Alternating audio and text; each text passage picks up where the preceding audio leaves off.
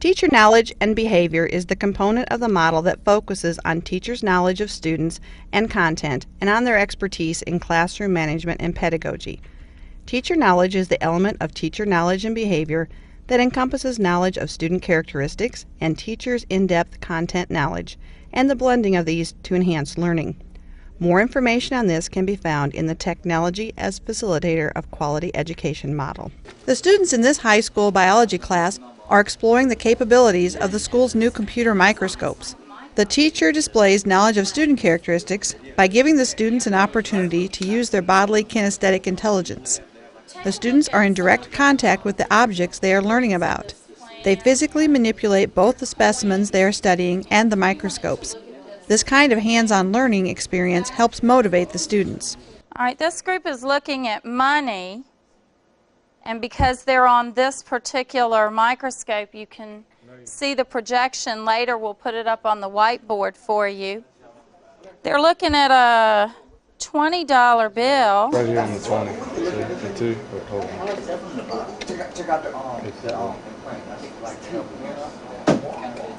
And that's the Just the 20 right here. 10 magnification.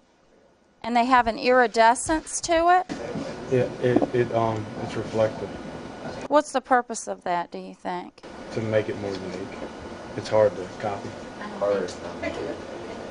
So counterfeiters have trouble duplicating the money? That's what I put all in. On TV, they said they worked for 3 years to find out how to make the shiny dye that wouldn't rub off. That is interesting. It looks almost like mica flakes. Very interesting. Take a look at some of the roots of this plant and your coins, and you wanted to look at this cocoon, Zach. You may want to take a pair of scissors and cut a little piece off of the side. I wouldn't cut all the way into it. Let's see what we can see. We haven't looked at that. The teacher also shows knowledge of student characteristics by tapping the student's naturalistic intelligence. Examining various specimens with the microscopes encourages the students to link classroom learning to natural phenomena. There it is. See the heartbeat? 1 at a time. You can see clear through it. The skin is transparent. Now, where did this worm come from? Sherry, Joe. Sherry dug it up. Yep. So it's an earthworm native to Southside, Virginia. And you can actually see the coloration of the blood as it flows through the vessels. The teacher's in-depth content knowledge is evident in her method of instruction. She uses frequent interactions with students to support autonomous learning. The students choose research topics that have to do with biology. They have to use the computer microscopes and the World Wide Web to gather information for a PowerPoint presentation. The teacher circulates among the students as they work, providing feedback to the students and giving them help when they need it. Time-lapse photography. Now, how could you use that in a biology presentation?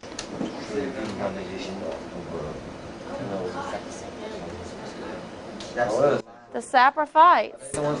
Decomposers, yes. So you could actually grow bread mold if you wanted to.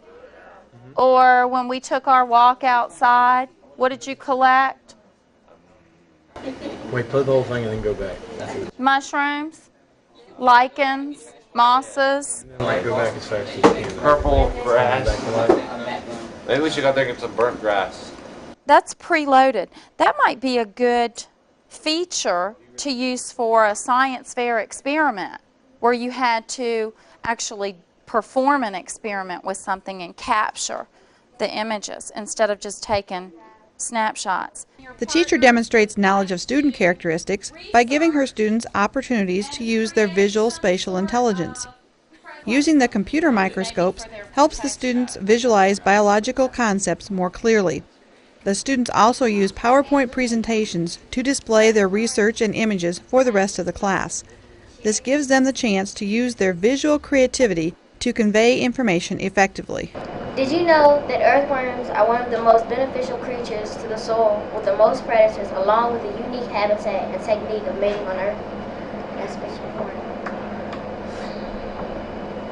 Physical characteristics. Earthworms are hermaphrodites with both male and female organs. Each worm has 5 hearts. Worms cannot regenerate if they are chopped in half. Instead, they die. And that's the heartbeat, if you can see it right here. You can't really see it. This is a picture under the microscope of another that we kind of pulled apart.